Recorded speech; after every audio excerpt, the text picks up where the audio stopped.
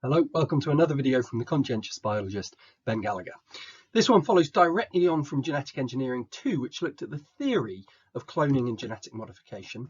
And this one extends that into some examples of genetic modification, looking at what's already being done and some of the possibilities for the future. Now, you're not going to be tested specifically on any of these examples in your exam, but they could phrase their questions on genetic engineering using any example that's been done and ask you to apply your knowledge to it. So the more examples you can look at, the better equipped you're going to be at answering the questions that they throw at you. As I've asked before, please do subscribe to my channel on YouTube if you haven't done so already. Thank you. So having gone through all of the theory there of how you can do cloning and how you can genetically modify things, there's two more things I want to do in this video. I want to look at what has already been done, and then we're going to look at what are some of the possibilities are with this technology. Now, we're only going to look at a few examples because there are thousands of examples. If you're really interested, just go and Google genetic engineering, what's been done, or what genetically modified organisms already exist, and you can look at lots more. I'm just going to show you 4 examples. The first one of these, really cool, but there's a very specific reason for this: spider goats. Okay, now these aren't sort of half goat, half spider things. Remember from what we just looked at, when you genetically modify something, you're introducing one new protein. So that's like 0.00000000001% different to the original goat. But what they did with these spider goats is they took a gene from spiders, the gene for the spider silk, and they inserted it into the goat DNA to make the goat produce spider silk in its milk. Now, the reason for that is that spider silk by weight is stronger, tougher, and stretchier than steel. That makes it incredibly versatile. You can use it in so many things. I think we're talking about sort of lightweight, thinner, bulletproof clothing. It's much better than Kevlar that's currently used in bulletproof clothing. You know, much stronger parachutes, clothing that's virtually indestructible. You can use it mechanically in buildings and loads of things like that.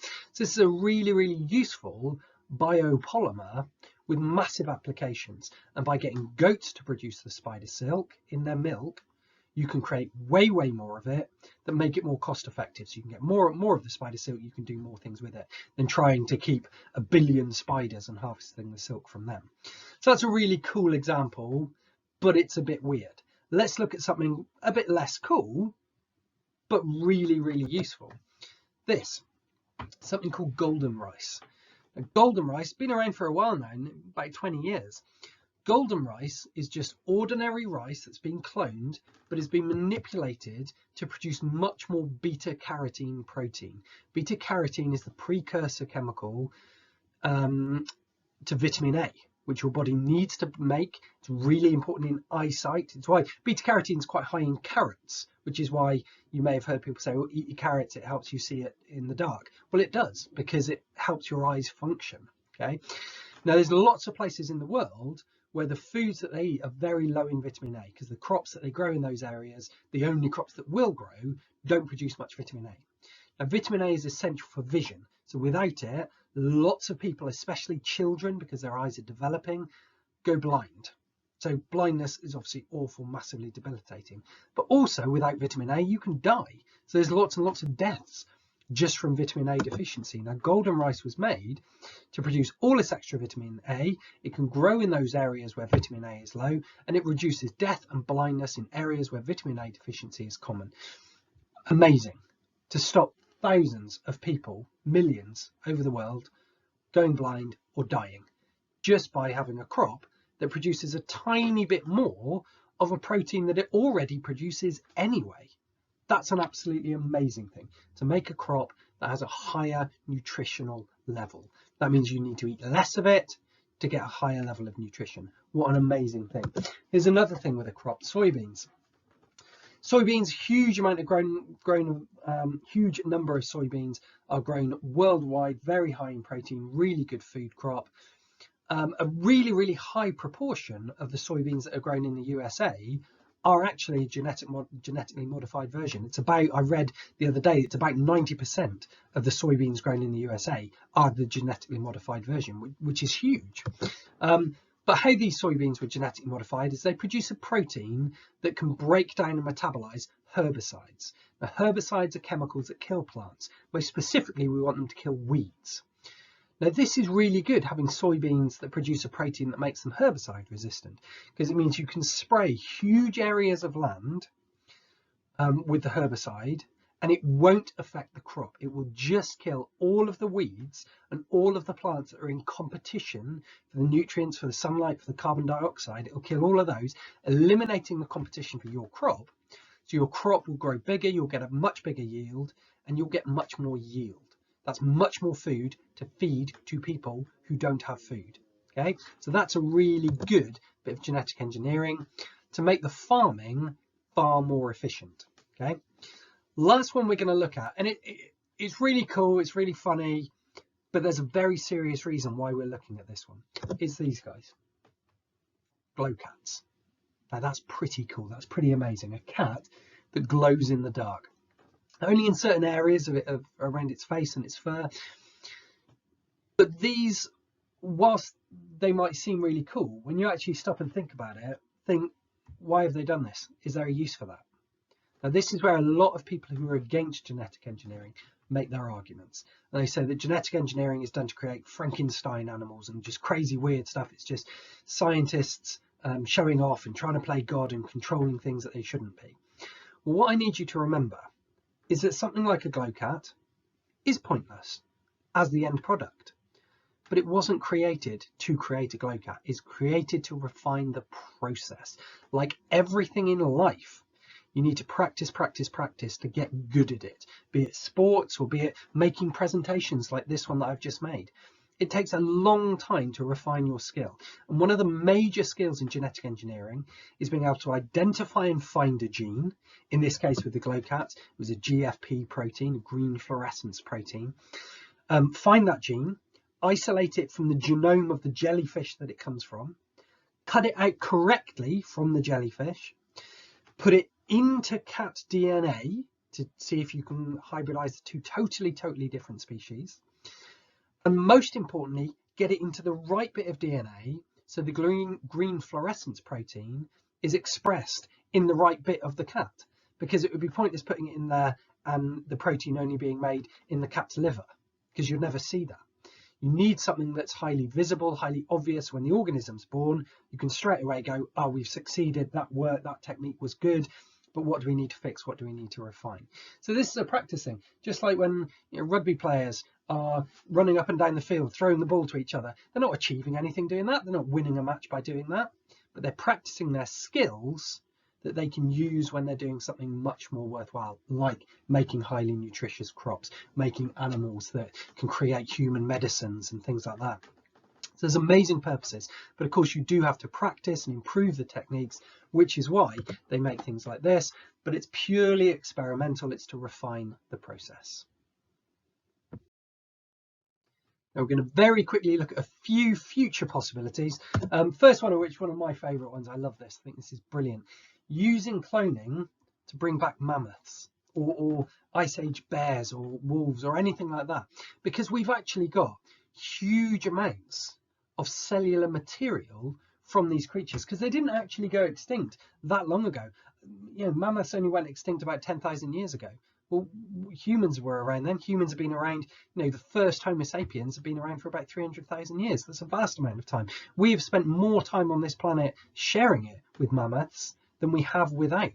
They pretty much went extinct because of the climate changes that went in at the end of the Ice Age, but a lot of them were hunted and killed by us. So we could give them another chance. We could bring mammoths back, because all you actually need is a somatic cell that you can get from a frozen mammoth. And because we're only talking thousands of years ago, not millions, they're not going to form fossils, and because they lived in icy conditions, they basically died and froze, being almost perfectly preserved.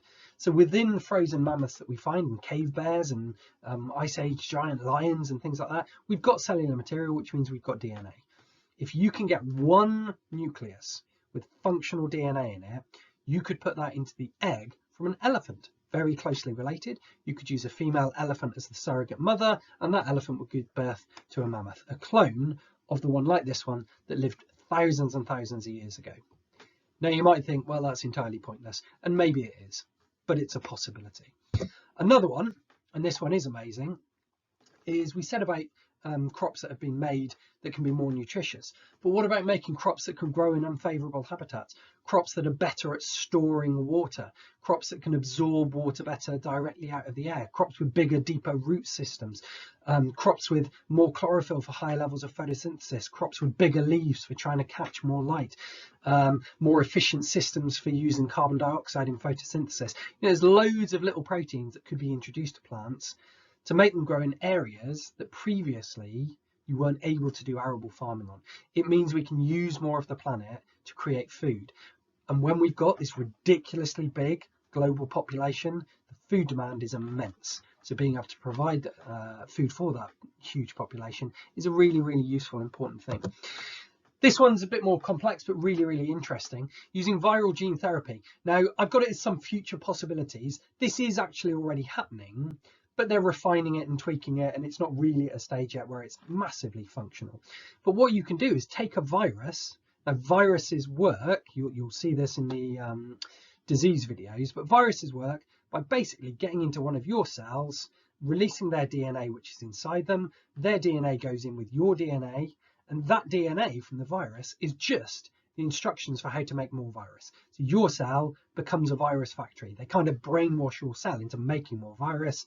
Your cell makes a virus, the cell explodes, it releases more virus. But you can genetically modify viruses, fiddle about with the DNA that's in them, take out the bad bits, put in some good bits, and viruses will still infect cells, but they'll infect them with the DNA that you want. So in other words, if you've got someone who was, say, diabetic, they're diabetic because their gene for insulin doesn't work properly. Well, if you could infect them with a virus that carries the insulin gene, then you are basically infecting them with a cure for their genetic disease. Potentially, this is how we could cure all genetic disease, if it can work better. Now, that's an amazing, amazing thing. All genetic diseases that people could be born with could be fixed by viral gene therapy, but we're a long way off that being used effectively. But while we're talking about that, you can still manipulate things like viruses and bacteria to make vaccines. We're in the middle of the coronavirus crisis at the moment. That's why I'm making all these videos. And the most promising looking vaccine at the moment, the Oxford vaccine, they've taken the coronavirus and basically genetically modified and reprogrammed its DNA to make it safe. So you can infect people with a safe version of coronavirus, give their immune systems a chance to explore it, work out what it is, build up antibodies, fight it off because it's a harmless version, and that person should hopefully then develop immunity from a genetically modified version of the virus. So building vaccines, saving millions of lives. Incredible thing. Last one up here, because this is really cool but really weird, and is sort of, again, future possibility, but it's being done at the moment and it's all being played about with. But xenotransplantation. Xenotransplantation means transplanting organs from animals. But if you could genetically engineer an animal to have human tissue types, produce human antigens, then you could effectively make an animal that inside it has effectively human organs that could be used for transplants. Now again, there's massive ethical dilemmas. All of these pose ethical dilemmas and lots of the things that are being done. My purpose in this video is to show you how it's done and what possibilities there are. But please don't be fooled into thinking this is all amazing, this is the future for humanity, because there's loads of moral and ethical objections to these, very valid objections. But there's also massive practical objections, that it's very difficult to get any of these things right, and if they go wrong, there could be very serious consequences. You could end up with killing people, you could infect them with DNA that actually goes wrong, does something different, and is incredibly dangerous. You could make crops like the ones up here that end up taking over the whole planet and outcompeting everything else. They'd be called superweeds. There are very genuine moral, ethical and practical objections to all of these things, and you need to bear that in mind. It's not all as amazing as I'm making out here. Now, so far in genetic engineering, we've entirely focused on eukaryotic genetic engineering. And remember, life falls into two domains of eukaryotes and prokaryotes. Eukaryotes being animals, plants, fungi, and protista. Prokaryotes essentially just being bacteria. What I want you to do now is head over to Genetic Engineering 4 to look at bacterial manipulation to create gene products from human genes to create human proteins, but within bacteria. The key example from your syllabus on that is creating insulin. So head over to that one now, please. As always, I'll ask you again, please subscribe to my channel if you haven't done so already. Like this video if you found it useful, and go have a look at all the information on my Facebook page. Thank you.